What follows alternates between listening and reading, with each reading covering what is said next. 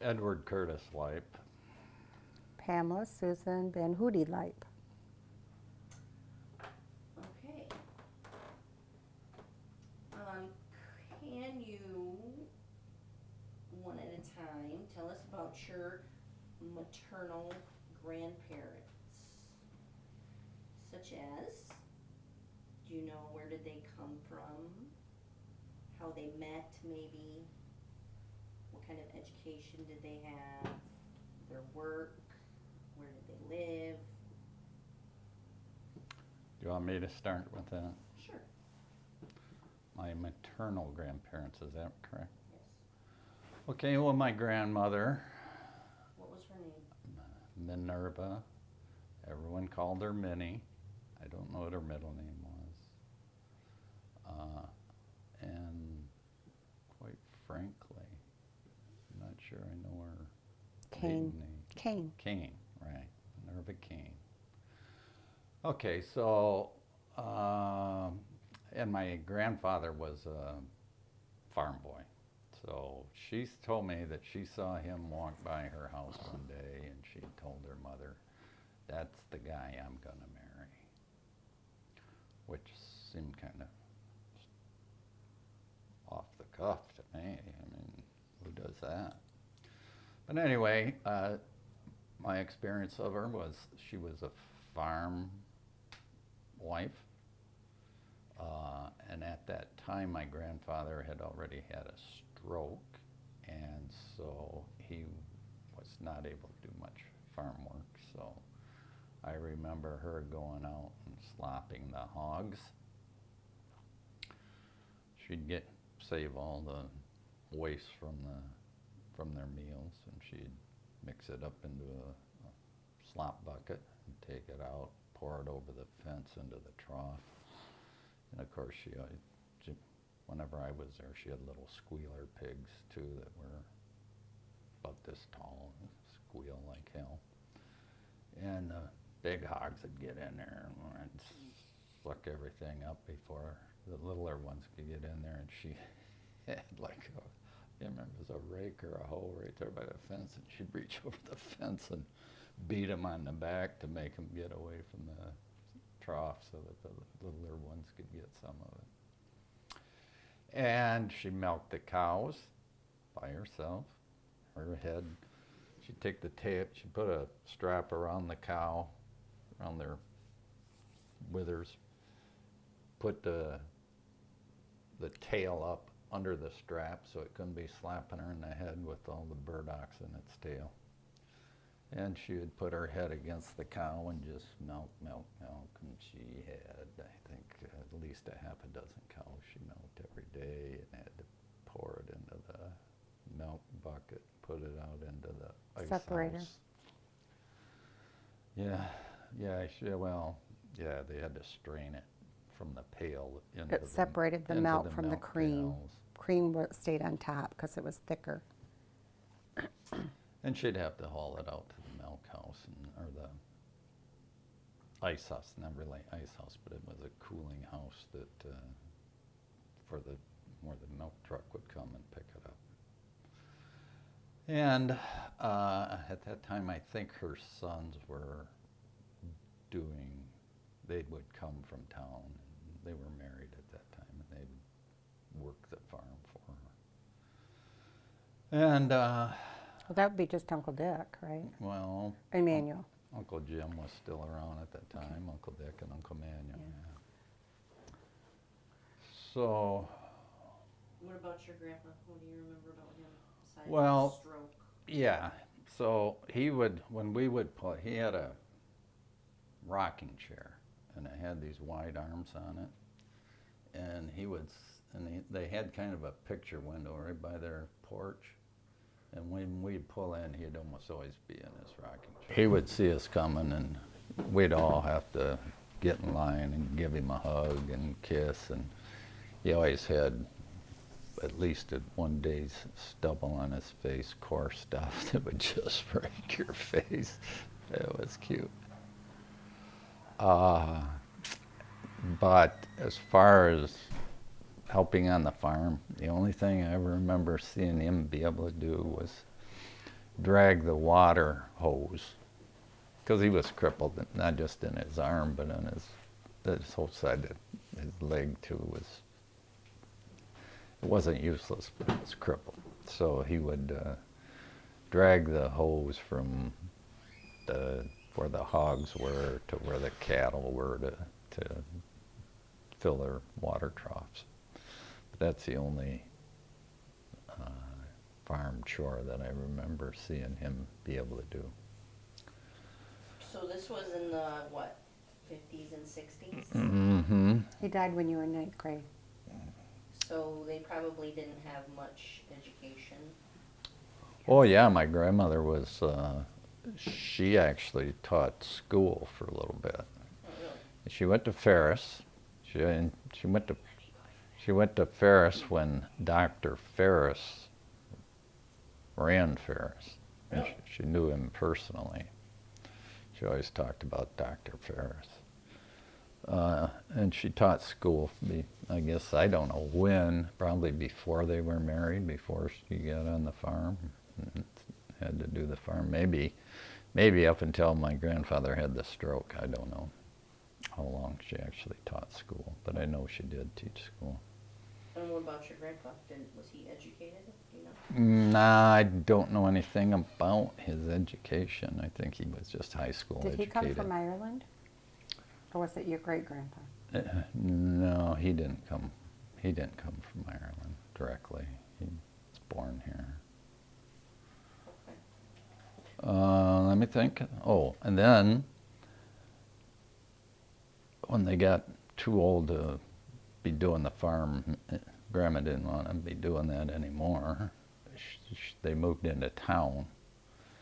At that time, he was pretty much bedridden by then. So he had his own room with a big window where he could look out, but he was bedridden. And she took in other elderly people till their family decided to put them into nursing care or something. And as long as they were able for her to feed them and get them up and put them into the bathroom and stuff, it was okay. But once they became fully bedridden, I guess they went to nursing homes. That was in Hubbardston. They moved into town, into Hubbardston. That's where my grandpa died, and eventually that's where my grandmother died. Okay. What about you, Mom? Maternal grandparents? Well, my grandpa worked in the railroad, the Sioux lines. So, What was his name? John Peter. Peter Mm-hmm. Faust. Faust, yes. He was from, I know I was good for Cross Plains, Wisconsin. And he had, I don't know, 5 or 6 siblings, and I'm not sure when they moved to Minnesota, but in that course of time, he was little and his mother died. And so his father remarried, and they came to Pierce area. And a lot of his relatives are buried in the cemetery at St. John's Church in Pierce, and that's where just about everybody's buried, including my mom and dad, your grandma and grandpa. One thing I always like to tell about him is his stepmother's name was Apollonia Faust. Where that came from, I don't know, but it sounds like an Indian name, doesn't it? Mm-hmm. Yeah. So yeah, he was older because my mom was one of 11 children, and she was the 10th. So a lot of her siblings were already, she's like same age as some of her cousins. So my grandpa was quite old, as well as my grandma when I was little.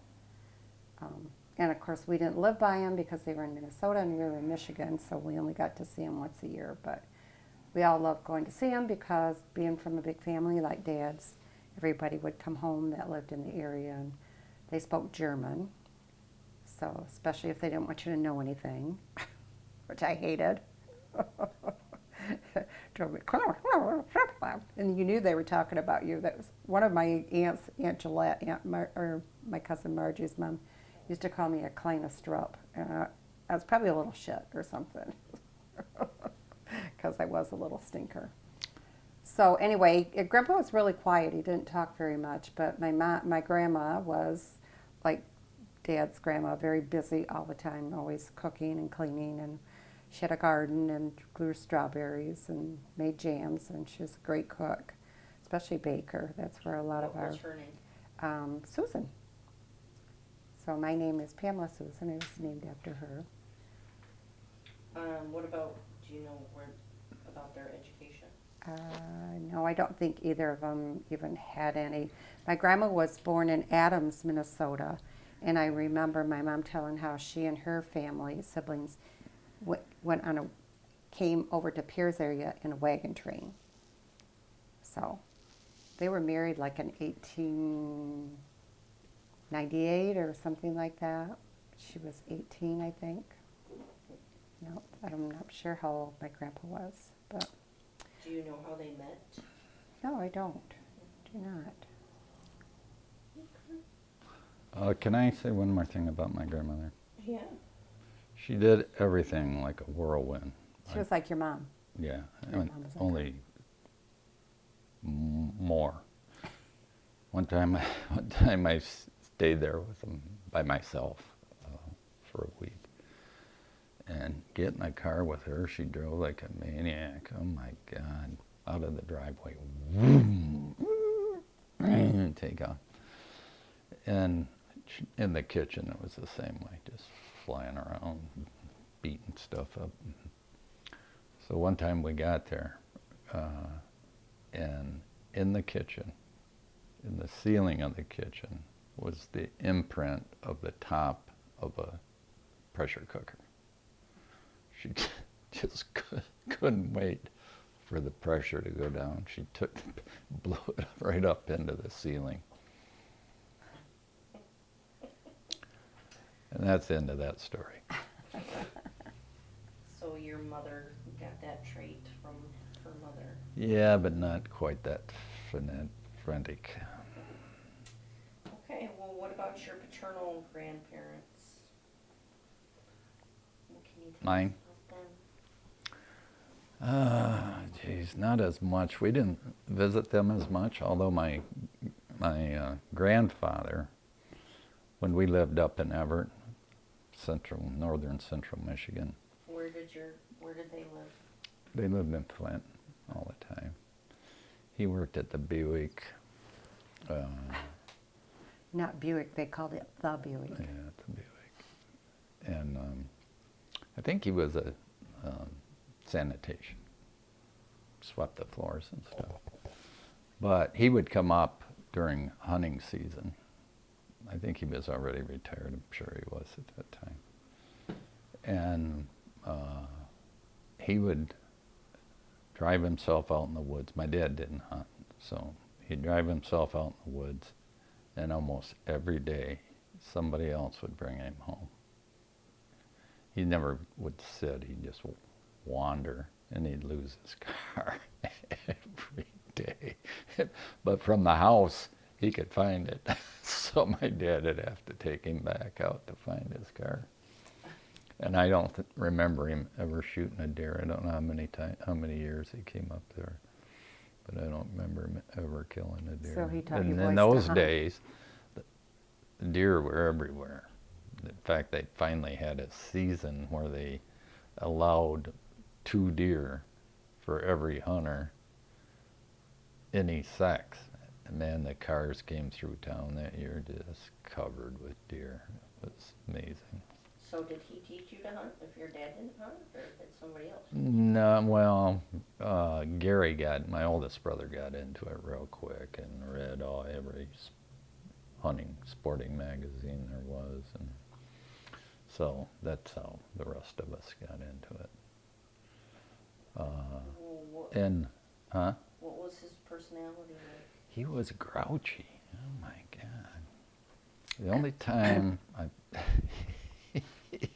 Terry always told that he had a cane for a while, and Terry said of course, we were 4 young boys at that time, were running crazy in the house, and Terry I said Grandpa would reach out and trip us with his cane when we were by him. I don't remember that happening, but Terry always says he did. And the only time I really found him to not be grouchy is when, after we were married and I was pheasant hunting, had my own dog and was pheasant hunting. I knew he liked to hunt, and he's pretty old at that time, but he still wanted to go, so I picked him up and took him pheasant hunting, and he really loved that. He actually shot a pheasant. He, if anybody, one of his favorite words was peckerwood. Anybody he didn't like or even said something to him that he didn't like, as he was walking away, he'd say, that peckerwood. Yeah.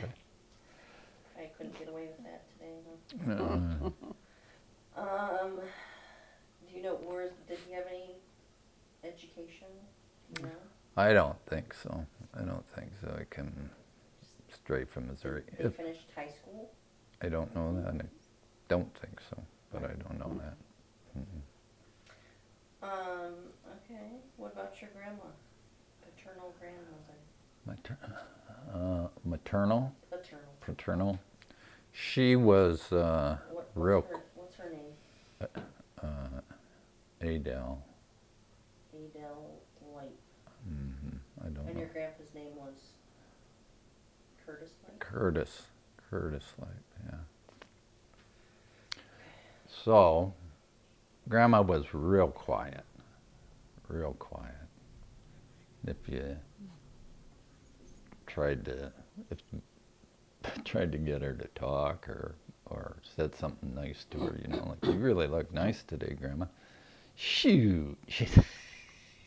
Oh, shoot.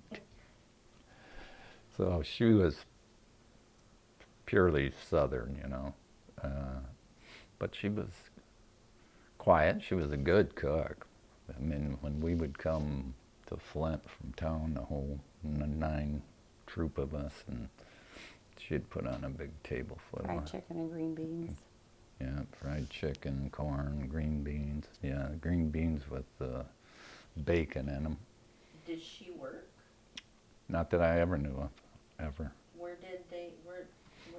was she from Flint? No, Or- no, both came from down south, as far as I know. But I don't think they met down there. Grandpa, I think they must have met here. Oh, I don't know. Yeah. I don't know if I ever got that story. Down south, where down south, do you know? What? Where down south did they come from? Missouri. Joplin is one of the towns that but that's not the one. I'm Not thinking of. Joplin. Starts with a P. Somewhere in Missouri. Southern Missouri.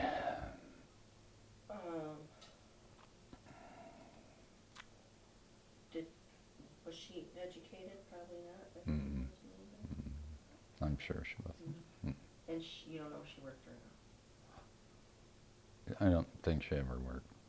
I'm not even sure if she could write. To tell you the truth.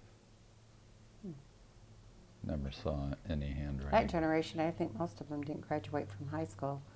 And even like some of my mom's brothers and sisters, I don't think graduated from high school. The younger ones did. Well, what about your paternal grandparents? Well, my How many grandpa, names? my grandpa was Octave Gustaf Van Hootie, and he was born in Swevenham, Belgium. And his father owned a tavern, and World War II was all brewing, and they kind of knew it. And so the story my dad tells is that his grandpa, Grandpa Van Hootie's parents, started sending the family over kind of like one at a time. So they kind of ended up in different places. I think my grandpa was older than some of the other ones, so he came over through Ellis Island and ended up in Michigan for some reason, but then a lot of them ended up in Oklahoma or Omaha, Nebraska. So their family was kind of separated. His parents were pretty much there, but he had a couple brothers here. So he used to ride the train like a hobo, hop the train to go visit his mom and dad, and then hop the train back, not pay. He would ride like a hobo to Your get. grandpa Mhm. would hop the train to go, so his parents came here eventually too. His parents ended up, and some of his other family ended up in Omaha, Nebraska. He ended up in Detroit for some reason. I don't know what that story was, but he did have a couple brothers here in Detroit. But his parents and sister, at least I know one sister, were in Omaha. So to get back and forth, he would hop a train because he didn't have money. So, but he did. Married my grandma, who was also Belgian, and she lived downtown Detroit by the river somewhere. I think there was a Belgian community, and her parents owned a shoe store, and they lived up above it. I'm not sure how they met, but her name is Bertha Defoe. Bertha Defoe.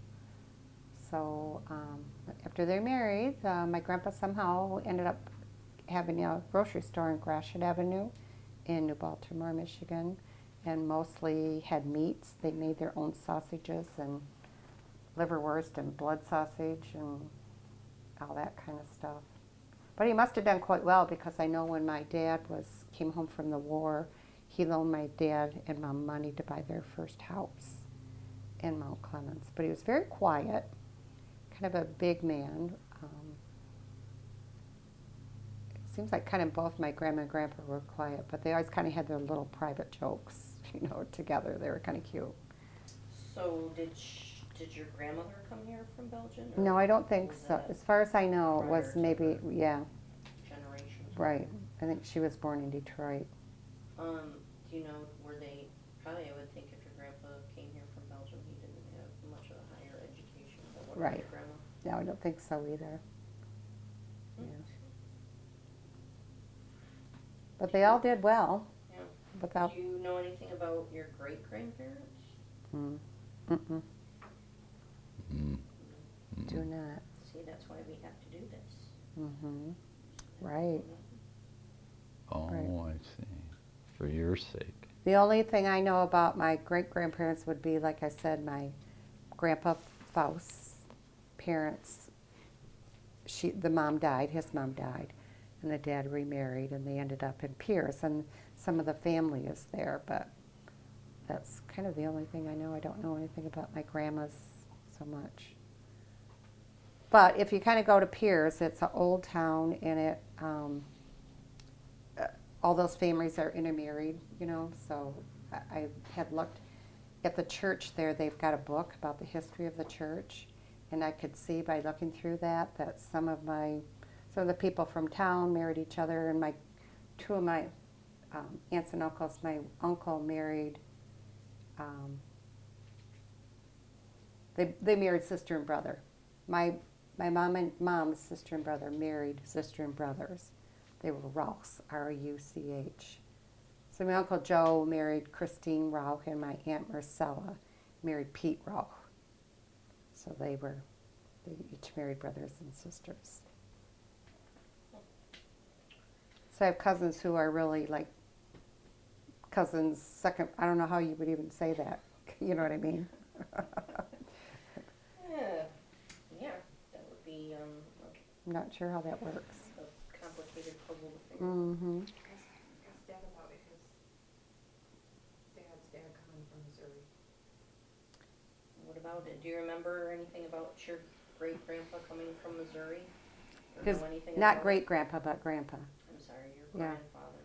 My great-grandfather. Mm-hmm.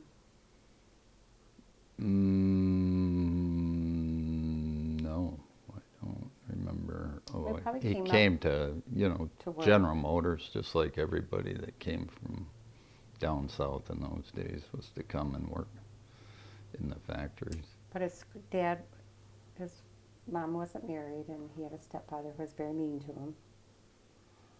Yeah. He ran away from home quite young. I think he was a teenager when he came. This is your I think he This threatened. is your grandpa Lipe. Yeah, Grandpa Light. Maybe that's why he was so grouchy. I think he Not a good life, yeah.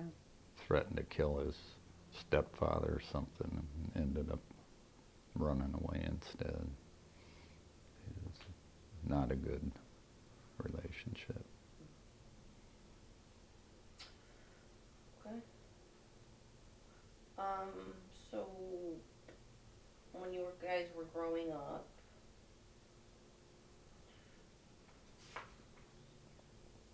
who did the cooking in your family?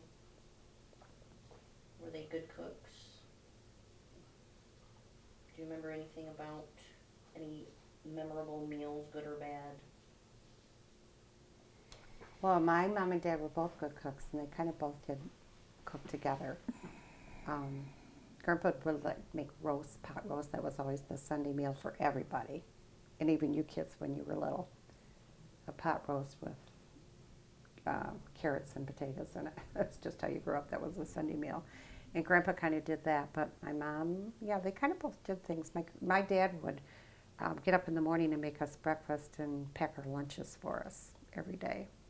So, but I think he liked to be in the kitchen and do that. But yeah, my mom was a good cook. She had a lot of good recipes from her mom and her siblings. I suppose that your dad being in the kitchen was something that wasn't common back then. Probably, yeah. Yep. What about you? Did your dad cook? No.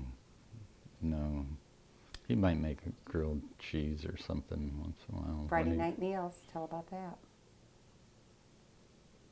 Egg sandwiches after he got out of work. Gun smoke. Oh yeah, I mean he did that. 9 o'clock at night he'd come home and they'd close the store at 9, get home 9:20 or something. Gun smoke was on at 10. He was good at that, making something at night to, Snack something on. quick, grilled cheese or But- grilled tuna or Dad's dad had a grocery store, so he worked 7 days a week. That's Right, another reason he right. wasn't in the kitchen. On Sundays they closed up a little earlier. I think they closed up at 6:30 or something on Sundays. Yeah. I'm not sure. But my mom was a good cook, although she was Scattered. slapdash, man, I tell you. She'd throw stuff together and it usually come out pretty good. Of course, us boys would be in sports and have to get home after everybody had already eaten, and everything. And she'd get up and make us something to eat, slap something together that was pretty good. And she could put on a good big meal too. I mean, it's Sunday dinner. yeah, Sunday dinner or a holiday meal. I would think so. If I remember right, when we went over there for holidays, there was always ate dinner, right? Mm-hmm. Fried chicken, too. She did good fried chicken. The only thing I remember about those was cream corn.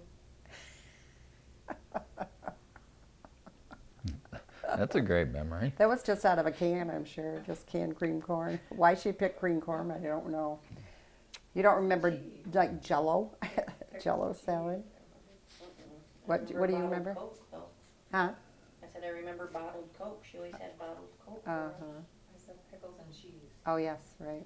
That was a staple. That's why I have it. I'm carrying on the tradition. Nanny likes pickles. Do you remember, what did you guys do with your family when you were growing up for fun? Did you guys, were board games a thing back then? Did you play board games? Did you read? Did you go to the movies? When we were really little, we didn't have a TV till we were like in maybe, I think we got one like maybe 4th grade or something. I think so too. We were always outside. And the screen was this big, Yeah, with an antenna. 7-inch screen. The 11 chairs. people surrounded. And before that, it was a radio. You listened to Boston Blackie and Amos and Andy. yeah, and all that stuff. The rug in front of the radio was worn out from everybody pulling up their chairs around the radio to listen to that stuff. And the same thing with the TV, because the screen was so small, you had to be within a few feet to see it. But even then, we didn't watch much Oh, TV. the Lone Ranger was one of the first TV shows too. Heidi Why you guys are Hi-O's. so good at listening to audiobooks? 'Cause Uh-huh. you're going back in years to listening to the radio. We mostly played outside all the time. All the time. We were Kick outside kick all the the can, time. hide and seek, and So, played house outside, and then jump rope, hopscotch. Dad wouldn't be home for lunch. We'd be down to the creek or somewhere catching snakes, So it was frogs more and of you stuff. entertaining yourselves than family. A lot of that, yeah, during the day, because Dad worked all day, and then Mom would go to the store in the evening too. Besides that, she was busy washing and cooking and ironing. But she would be home to fix lunch and stuff. But you know, breakfast and lunch. I think she only went to the store in the evenings, 6 to 9 or something. And then didn't even do that all the time when we were in Everett, because he would hire local girls or whoever looking for a little money to fill that Didn't really play any board games, role. did we, hon? I remember like No. Tiddlywinks and Pick Up Stick and Marbles. But yeah, marbles. we would be out playing so long that we'd forget all about lunch, and he'd come home for lunch, and then she'd make him go and find us and bring us home. Oh, he'd be so mad that he had to do that when he was home for lunch. And then you could go out and play an after hour. dinner as long as you're home by dark. So pretty much outside all the time. I don't remember what we did in the winter. Do you? Just Yeah, we were outside a lot for that too. There was a neighbor just across a couple fences had a hill in their yard. We were over there sliding a lot. Was going to the movies a thing at all? For your family? barely, no. Family, but Family, the kids, no. The movie? kids would go. We could walk up 3 blocks to Main Street to the theater and pay a dime or 12 cents and got up to a quarter, I think. Or You didn't go as a family. You went by yourself. We had a theater in Davison that we went to. Kind of where Kroger's is now. I Right don't there. remember my folks ever going to that Uh-uh. theater in Everett. No. It was something we did, and it was cheap, and you got a candy and went and, And it Watch the kept you out of movies their and- hair. yeah. Yeah, so basically they didn't. They liked be it. around you at all. They were just too busy raising kids. There was no conveniences when we were little, you know. Everything was from scratch. You didn't have, they probably just started having Betty Crocker box mixes and all that, but most people didn't do it because you were brought up making everything from scratch. Do you remember who your favorite movie stars were, or what? Do you remember a favorite movie from way back when? Yeah, probably in high school, right, hon? Ben-Hur and Dr. Zhivago. That was when we were in high school. Hmm. 10 Commandments. Younger, I was into the westerns, Roy Yes. Rogers and Oh, Gene yeah. Autry. And that is what we watched on TV. It was just about all westerns. But then there was Howdy Doody. I remember Grandpa watching Hee-Haw. Watching what? Hee Haw. Yeah. Not Gunsmoke. We love Gunsmoke. Uh-huh. Oh, yeah. Okay, moving on to you two specifically. How did you guys meet? In high school. 10th grade? Well, I kind of know you in 9th grade because I remember your grandpa died and I felt really bad. You were in 9th grade and I felt bad about it. We went, our high school, we had the biggest class, like 136. So pretty much everybody knew everybody, you know, and pretty much we all got along. I don't remember, Dad and I have talked about this before, bullying or anything else. We did have our cliques, but we always, at least I always thought we were nice to the other people and didn't make fun of them, you know. But yeah, we started dating like in the end of 10th grade maybe. Yeah. And we had a lot of dances then. Just about every Friday night we would have a dance at St. Mike's, or we would have an all-parochial because there were a lot of other Catholic high schools then, and they were small. Like Sacred Heart probably only had 40-some in their classes, so Yeah, we we would were get the big- together and have all-parochial dances. We had a snowball out here. There used to be a place called Sherwood Forest, where Master's Orchard is, right down Richfield Road, and we'd have dances out there. We had Snowball, we did that was the snowball there, yeah. yeah. And then during the Lent, we couldn't have dances because it was Lent, so we had gym night, and we would all gather in the gym, and I don't know, the guys would play basketball or whatever, and we'd just hang out, go out for pizza, Colonial's Pizza, or Luigi's. We had So when did you get engaged? right after we graduated, pretty much, right? I think so. I think it was understood whether we formally were engaged Right. or not. Because I don't think you gave me my ring until I was in Illinois. Yeah. But yes, we knew we were wanted to get married. Okay. So So you graduated when? 1964, And you got married in? January of 1967. So when did you move to Illinois? Well, my mom and dad moved just the year I graduated, and I stuck around for a year and worked for Dr. MacArthur and lived with people that lived next door to us in Davison, Mr. and Mrs. Hutchinson. I lived with them for a little bit and then moved to Illinois for about a year and a half before we got married. So, Why did you move at all?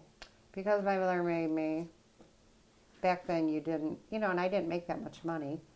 So to be able to support myself, I needed So to. you couldn't just keep staying with? No, I mean, that was kind of just temporary, They were nice enough to take me in. But do need to talk about when we got married, because I don't think Dad discussed that in Yeah, the book. that's my next question. Okay, good. So, yeah, tell us about this wedding day. We were going to get Well- married on Eventful. Saturday, January 28th. And when did the snow start in Michigan? Night before. So the wedding was in Illinois? Probably Thursday. Thursday, I assume. Yeah, like that it was a another Thursday. thing. I did not want to get married in Illinois, but my mom made me because it only made sense to me. Everybody we knew was in Michigan. We didn't know anybody in Illinois. Only Oh, people there were your relatives mom and and dad. everything. Yeah.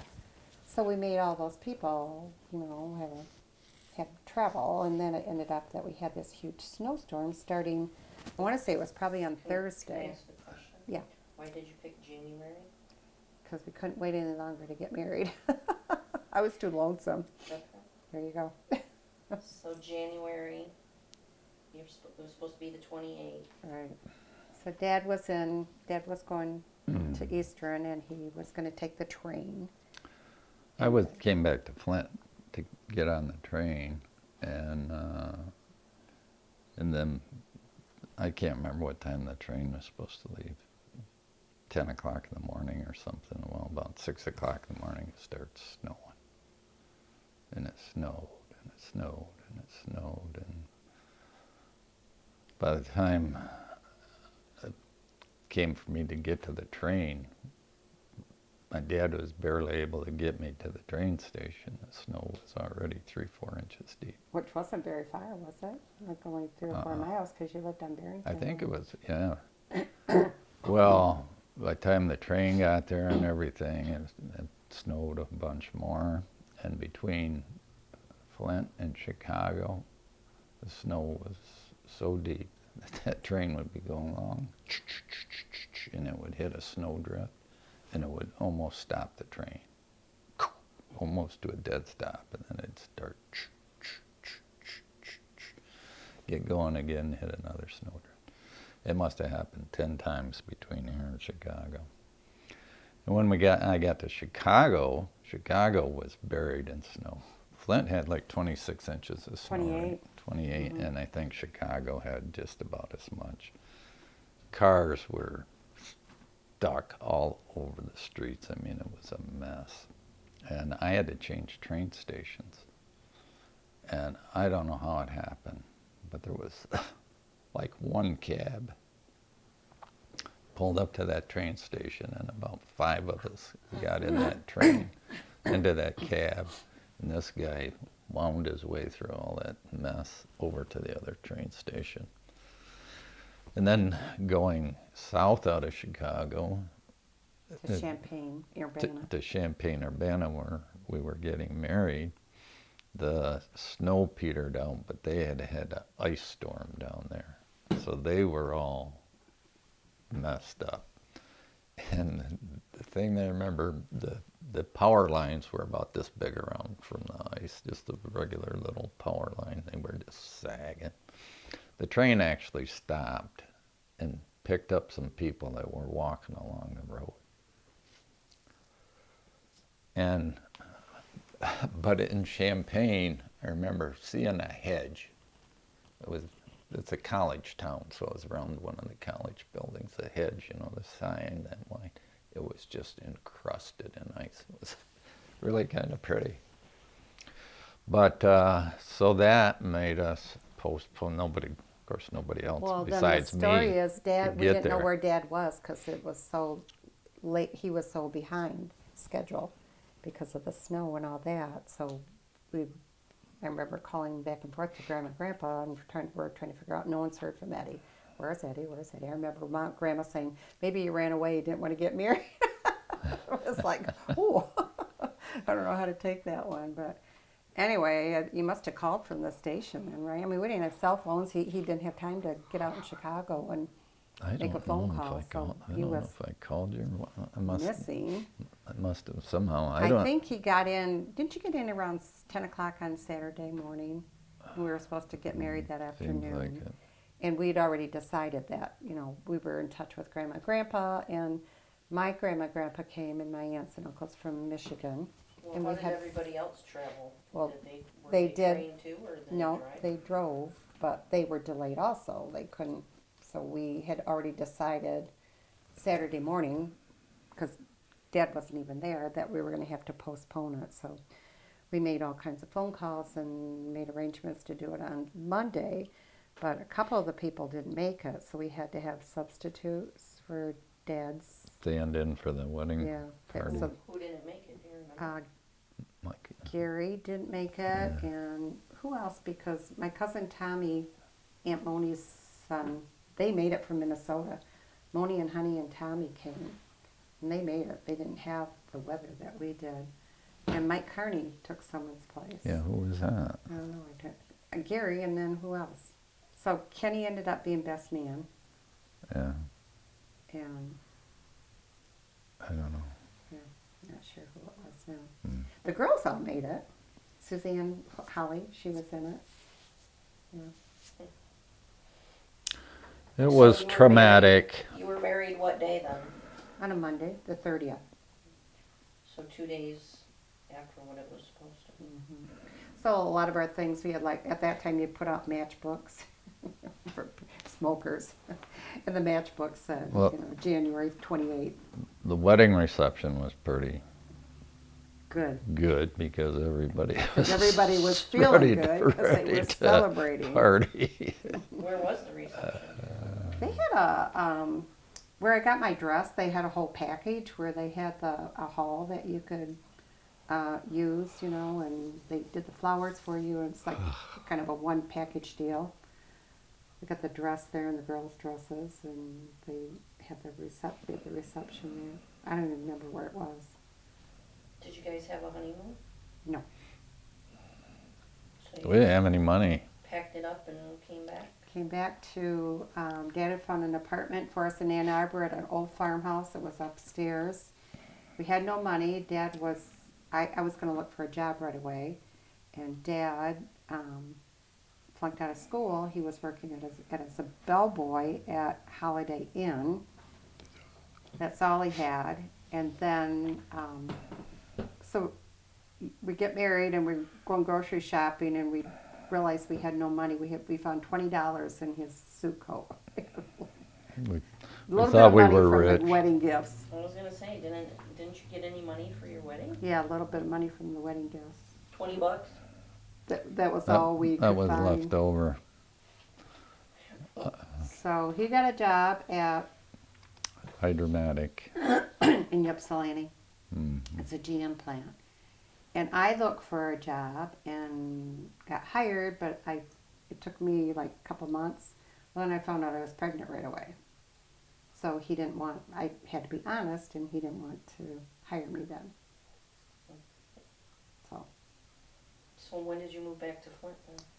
when Jill was a baby, yeah, we had just had her, and we rented a house on Kersley Lake for a little bit, and then bought our house in Flint. Why So- did you move back? Just to be closer to? Yeah, we wanted to be closer, and Dad was able to get a job at. Were you at Buick then, right? Yeah, W. for a short time.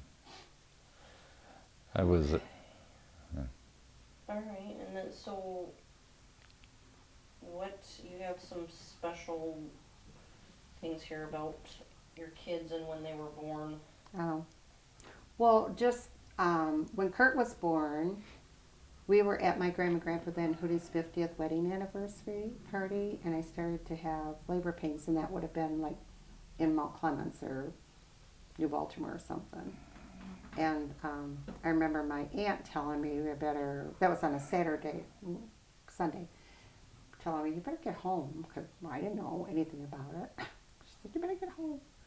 So we went home to Ann Arbor, and within 2 hours I had him. And he was born on their actual 50th wedding anniversary, which was kind of interesting. And of course, we all know the story about Jill, how she was born in emergency. And then Brian was born on the opening day of pheasant hunting. So Dad was so upset because he didn't think he'd be able to go hunting. He came up to see me in the hospital, and he was just like chomping at the bits. And it was just like, What do you mean he please. came to see you at the hospital? He Well, wasn't there? Well, yeah, the next day. the next day was he was born at night, like you guys were all but Jill were born at like 1:30 in the morning or something like that. So then Dad came in around, I don't know, early in the morning. It's like, next order. Okay, but was he there when Brian was born? Yeah, he was. Because it was the middle of the night. It's just that day was opening hunting, and he didn't think it was going to be able Was to go. were you in the room when any of us were born? No, they didn't do that then. Mm-mm. Well, no, not even in the emergency. Mm. But then Brian ended up being born on Grandpa Van Hoody's 50th birthday, and Kurt was born on Grandpa Van Hoody's 50th anniversary, which was kind of interesting. And then the story about you is Dad had this dream, and then he can't remember what the dream was. All we remember is at the end of the dream, you looked up at him and you said, "I'm a girl." Scary voice, too. I'm a girl. I was in a bassinet or something? Yeah, do you remember that? I said to Dad, I said, maybe Amy remembers what it was. I don't, but why did you have the dream? Yeah, I That's know. probably the biggest, Probably something I ate. I don't know. no. It was something to do with Brian, wasn't it? Like, how he was such a Oh. little- Wild one. Wild He had a child. very deep voice too. yeah. So that you're right, Amy. I texted Ann because Ann always laughed about it, but Yeah. I haven't heard back from her. I wanted to see. I if she can't could remember. That's what you always told me, was that because Brian was so rambunctious and crazy. And then Was he that- was relieved that you were a girl, but you Yeah, came out with Brian's voice saying it. I think he had the dream before I was born. I don't know. I don't know if I ever fully got the full story. I think you're right about that, Amy. That it was because Brian was very. You were scared I was gonna be another Brian, is what I took from the story. And you were like totally opposite, so laid back. Well, Dad, tell him about the bull. Oh, yeah. chasing The bull? One time on the farm, I really don't remember how old I was. I wasn't very old.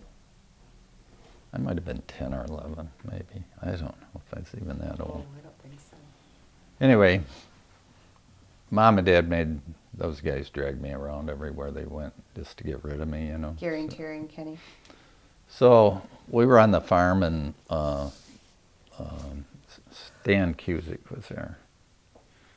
And he's the only cousin I remember being there at the time. But so we decided we go for a walk, or they decided they're going to go for a walk out across farm fields. So go out through Grandma's pasture, where her cows were, and they were all docile.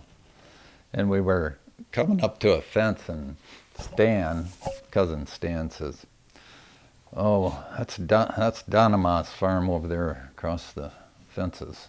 He says, "And," he said, "they got a mean bull over there." And so we come up to the fence, and we climb out into the road. Now this road is around the corner from Grandma's farm. So, so we were maybe a quarter mile up the road from the corner, and this bull is up on a hill out in that pasture across the road. And that bull sees us and immediately comes charging down to that fence. And the bull is so mean that they've actually got blinders on the bull. But it's still seen us from up there on that hill. And it's down there at the fence, and it's just throwing dirt like this.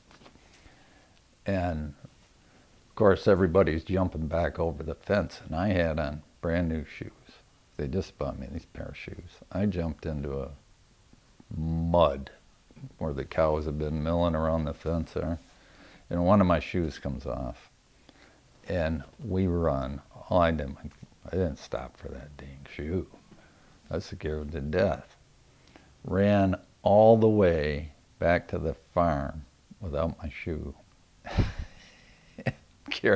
According to Gary, I beat everybody back to the farmhouse. I still don't believe that. He's 5 years older than me.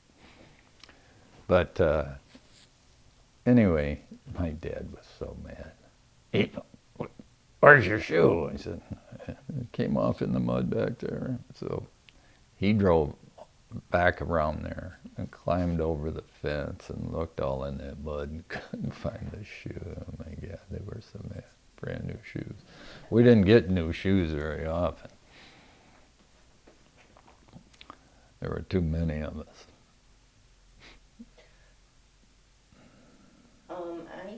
That's it as far as what Joe wanted to know, but I guess there's a couple of things on here that I would like to ask you.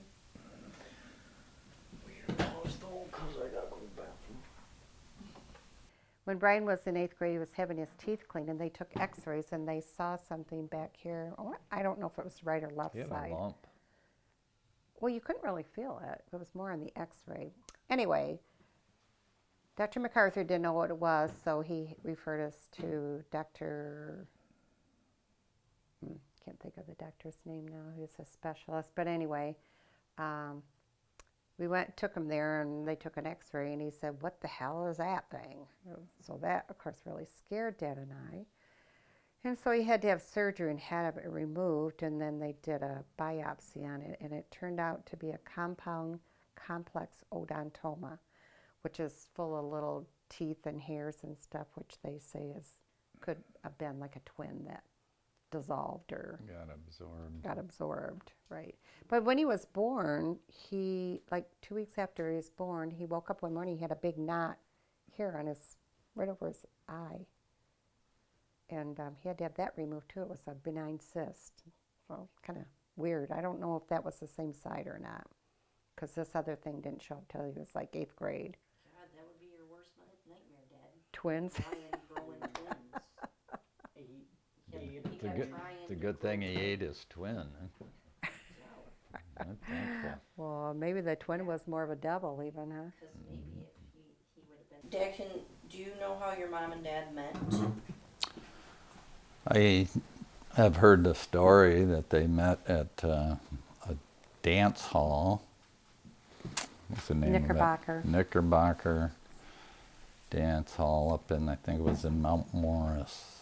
Well, not only do we know that, but you wrote a whole play about it, a whole skit for their 50th anniversary. Mhm. Remember that, Amy? We had a play at St. Mike's. I mean, I do remember there being a play, but I have no idea what it was about. It was about them meeting, and was Jeff dad? I think so. Angie was grandma. Was she? What were the rest of us? Zillion people. Probably dancers or something. I Uh-huh. don't remember. I was her friend from the hairdresser shop. Oh, yeah, because she was a beautician. Mhm. And Brian delivered the bouquet of flowers. Seems like we've got that somewhere, or Jeff has it. I wonder who's got a copy of that play Dad wrote, that you wrote. Mm, Oh, I need to get that. Uh-huh. Yeah. Can you describe their personalities, your mom and dad, a little bit?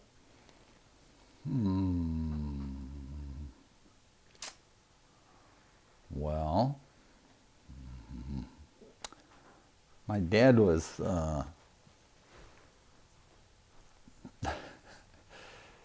he had the greatest laugh. When he did laugh, he'd be It was a belly laugh. it was really a serious laugh. But he was pretty much business, you know. I mean, he worked Worked all the nine till noon and 1 to 9 every day. So really, he was tolerant. Had 9 kids, put up with all the noise and Well, he was crashing from a and family, banging. they were, what religion were they? Baptist. Baptist, and Catholics were voodoo.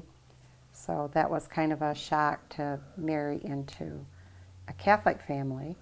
And then to have that many kids was really shocking. Although I think, how could you not love all 9 of those kids? You know, grandma, grandpa, Dad's grandma, grandpa Lipe loved him to death. Even though at the time when they got married, they accepted the Catholic thing, but, you know, they were skeptical, I guess.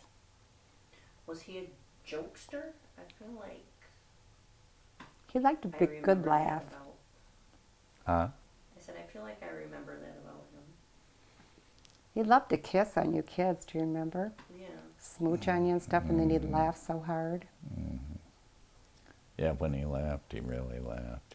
He didn't do a lot around the house because he worked 7 days a week and would go to work in the morning, come home for lunch, and then have a little break and then go back at night. So and his feet killed him. His feet were always really sore and stuff. So he pretty much sat there and read the newspaper and he smoked a cigarette, and Mom would get him lunch. He'd and watch a stuff. little TV at night later on. And Yeah, he had his favorite bed. TV shows at night.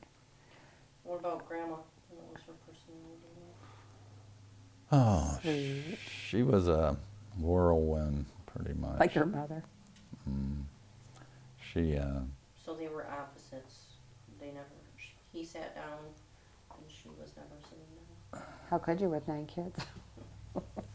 yeah. I feel Yeah. like I know them just as well as anyone because Dad and I were dating when we were 15, so pretty much I called them Mom and Dad almost like after a couple of years of, you know, dating Dad. So I know we always hung out because St. Mike's was in Flint and I lived in Davison, so I was mostly in Flint if we had activities. Yeah, and whenever, like us boys were in sports, so, you know, the other kids would come home from school and they'd have dinner and everything, and then we'd come in later and she'd get up and fix us something to eat, no complaints. They no. never went to any of their games because they just didn't have time to. I think they came, Maybe to a Dad came to playoff? one basketball game in my entire sports career. But that didn't bother you. No, it probably would have put more pressure on me. How did they relate to each other? Would you say? Good. They didn't fight. They didn't Oh, they show affection to each other. yeah. But then Mom would get embarrassed and push him off. Harold, kids are watching. But, yeah, they got along good. I don't remember them ever fighting. And who was the disciplinarian? Grandpa? Yeah, but he hated it because Mom would always say, "You just wait till your dad gets home." And he hated it. He'd work all day and then come home and have to. But 'Cause she was when too we were soft-hearted. little and lived in Everett, he'd come to because we were upstairs. And we were all in one big room. There's a big room in this, upstairs to this room, with 2 double beds. Gary and Terry and Kenny and I were all in there. And even the baby, if the babies came, she had a crib in there, she'd put the baby in there. Well, we'd be raising hell. Sometimes we'd push the beds together and made a boxing ring out of them. And He did get you with the belt sometimes, right? yeah, but he hated it. But there were 4 of us, so he didn't want to hurt his hand that bad, so he'd take his belt off. "You boys settle down now," he'd yell up the stairs. Of course, that'd last we'd all scramble into the beds, and pretty soon we'd be at it again. And, "Don't make me come up there." So, of course, we'd do it again. Then we'd hear he always, being a store owner, he had a bunch of keys. So I always hung on his belt. We'd hear those keys jingling up the stairs. Oh my God. So, yeah, he would whip us a little bit, just so we'd quit. Would you say they were strict parents? No. Just No, too many- like I Too said, many kids to be strict? yeah. Or were you guys just good kids? No, Terry especially was a stinker. Yeah. So was Dad in high school. But they didn't know half the stuff you did. Right. Okay, what about you, Mom? What, can you describe your mom and dad's personality?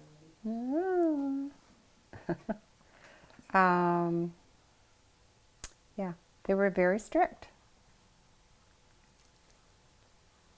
I do remember the one time, though, when I was little and lived in Mount Clemens, my sister Kathy and I were upstairs, too.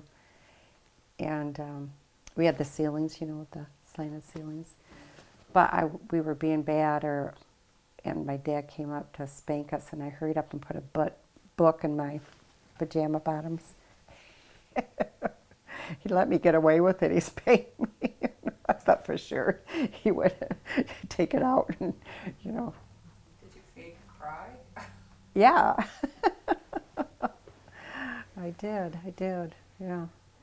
But yeah, they were strict. We had our jobs to do, and we couldn't go any place unless we got the jobs done. And on Friday night, if there was a dance or a football game, because I babysat on Saturdays all day for this family with 4 girls, making 50 cents an hour, and I not only babysat, but I did their laundry and cooked and cleaned and all that for them. So I had to have my jobs done on Friday night because I wasn't going to be home Saturday. But my dad would not let me go. And we would have to pull the furniture away from the couch, away from the walls, and vacuum behind there. And he would literally, even after we were married, go like this and look and see if there was dust. Yeah. I think my dad was stricter than my mom, really, but I think maybe that's because my mom knew my dad would be the stricter one, because they were both very clean freaks. If I wanted a fingernail file out of my mom's drawer, I knew where it was. It was her hanky drawer, and I'd just go up and lift the hankies out because they were all ironed, and lift them out and set them to the side and get the fingernail file and put it back. She would know who's been in my drawer. And if something was missing, oh my God, you couldn't rest till it was found. Where's the hairbrush? Oh my God. Oh my God, I had it so much easier than that. I'm so grateful. Why did you think I'd love to come over to your house? For a break. Oh my that it? God, yes, for sure. Your I mom thought and it dad was were 'cause you loved so. me. Your mom and dad were so different than my mom and dad. And his whole family, you know. And Uncle Mo, he, we were close, but then when we moved to Davison, I was in 5th grade, and he was in 8th, and then he went to the seminary in 9th grade for 3 years, 9th, 10th, and 11th grade. And then he was home his senior year, went to St. Mike's. All the girls loved him. And then, so he's home that year, but then he joined the Air Force. So really, I never really had him around except for that senior year, you know, which he wasn't there because senior year you're off doing stuff, you know. That's where he met Aunt Mel. She went to St. Agnes, met her at a dance or something. How did they relate to each other? Your mom and They dad? got along good. My dad babied my mom, that's for sure. She was the 10th of the 11 kids, and then the 11th one came 4 years after her. So she was very much, you know, mama's girl and pretty spoiled, and my dad spoiled her all the more, you know. Right up till the end. Oh, yeah, for sure. Yeah. Do you have any special memories of your mom and dad? Either of you? Anything that sticks out?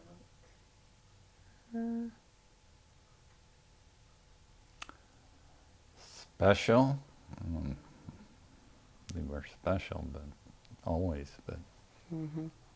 one funny thing happened when I was with my dad.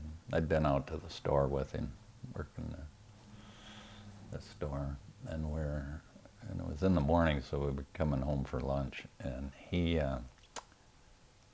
right in the middle of an intersection, like Saginaw or Detroit Street and Fifth Avenue, a bee flies in the window of his driver's side window, and he ended up in the middle of the seat next to me on the passenger side. And the car's now up against the curb. He's, no, man, a bee. Jesus, Dad, what the hell? I hate him, he says. I went, God almighty, you're going to get us killed. We got traffic backed up and everything because a bee flew in the window. Didn't the girls just say something about that happening? And Mom was in the car, and he hopped out of the car and left her in or something. Oh, I don't know. I didn't hear Yeah, that. they were just saying that. Was that when we were all together? I'm sure that's what they said. I couldn't Left believe her in the car. And he farmed, you know, to avoid the war, they bought a farm. They already had 4 kids, and they didn't want him going off to war, so they bought a farm, and the farmers were exempt. So, how can you farm and be frightened of bees? For God's So sake. I should just say that my mom was born in Minnesota, and my dad was born in Detroit. And my mom came to Michigan right after she graduated from high school to look for a job. Her older 2 brothers, Ole and Ike, came here and found a job, and so they, I guess, suggested she come too. And she lived with Eva. The lady's name was Eva. She rented the house, and she worked at a pottery, painted like china, the dishes. Mount Clemens Pottery, I think it was, and I think it's closed now, but it was a pretty well-known pottery place. But they met at a dance also, and they got married when she was 18. Grandpa was 19, but they also got married or met at a dance, and they weren't engaged very long before they got married. And then, you know, then the war started, and Grandpa had to go off to the war. And Grandma had Mo, but she went home to Minnesota to have him. Mo was born in Minnesota during the war. I guess this is the last question, so I'll give a good answer. What life lessons would you like to pass along to your grandchildren and great-grandchildren?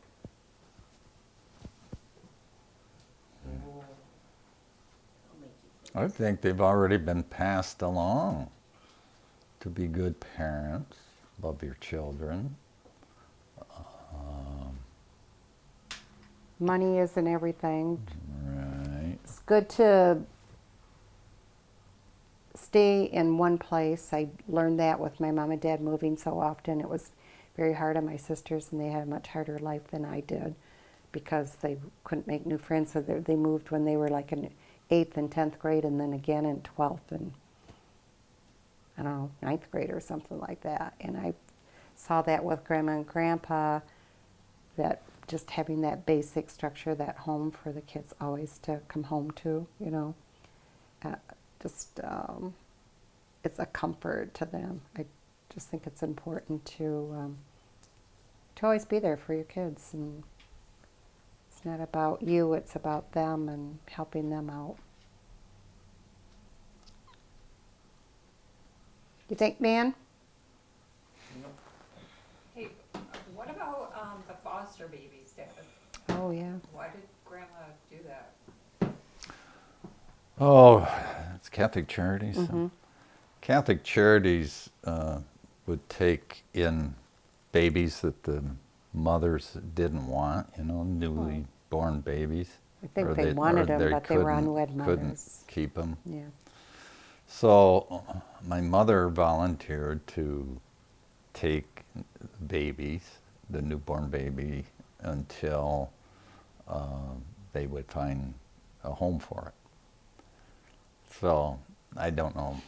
They must have, at that time, I don't know what they do now, but they must have had several people doing that because she'd only take one at a time.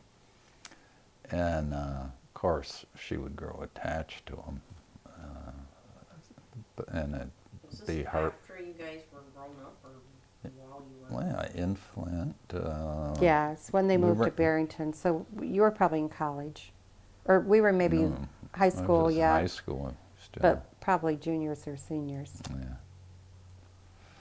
So then every time a baby would be adopted, it'd be heart-wrenching for her to give the baby up. So that went on, I don't know how many she had. I don't know, but the last one was Patrick, and she had him longer than usual because I think they like to have him like adopted out by the time they were 2 or 3 months. And I want to say he was 8 or 9 months old, and she named him. Some of the babies she would name, and then some they had already, the mother would give him a name. For instance, Mamie Violet. That's why I always call you that. She was a beautiful little baby. She got- came with that name. Huh? Yeah, the mom gave it to her. Patrick was the last one, and he was there a long time, and Mom just couldn't. She got so attached, and it just broke her heart to give him up. So That's when that she was gave- that was the end of Gave it. up to But him. I always loved it because we would come home from a dance, and Kenny would be sitting in the chair, giving the baby a bottle or changing the diaper. Or but Mom would be in bed exhausted, but the boys would just think nothing of getting the baby up and taking care of the baby. All the lights, all you kids too, love babies, you know. Manny, do you love babies? Depends on the baby. Well, but how about Hunter Riley? Oh, yeah. All right, Dad, I have one more question. Tell about working at the store. Were you ever there when there was a Robbery? robbery? Yeah. No, I never was. Becky. Becky was there. I think And she's. shot at. I think Where she's was the the only store sibling. at? It's on Lippincott Avenue, Lippincott Boulevard, which is just Off of Saginaw. just north of Atherton Road, maybe.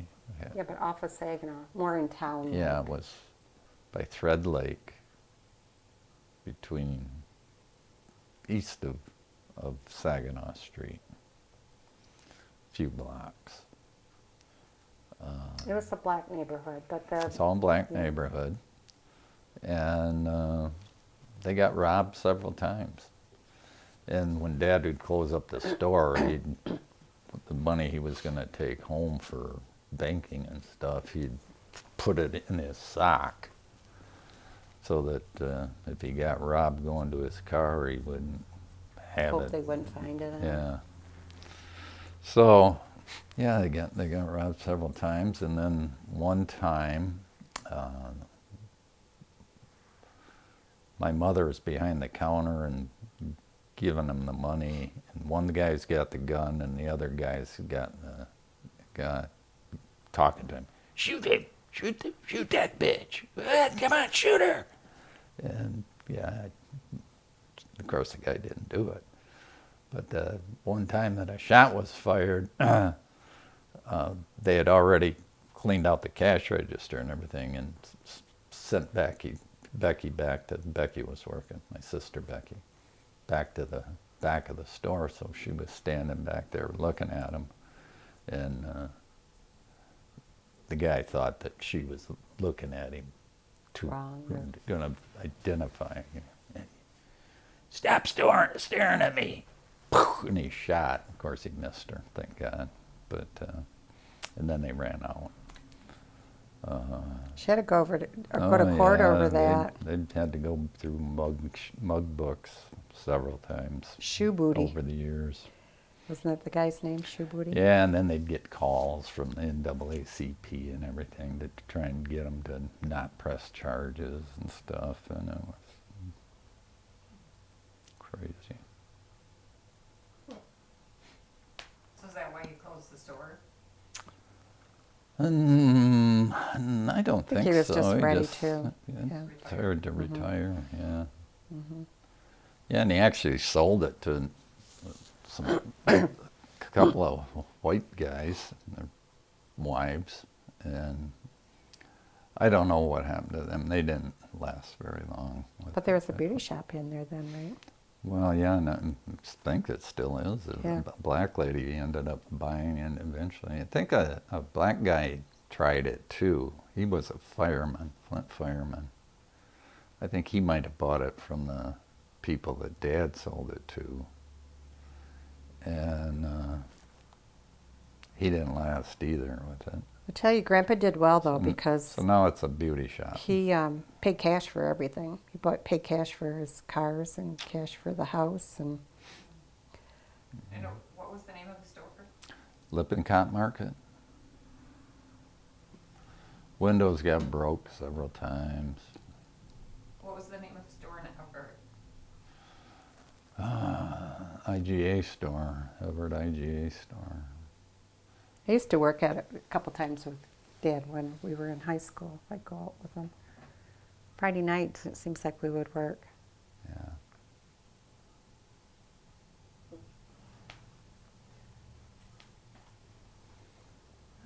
Good.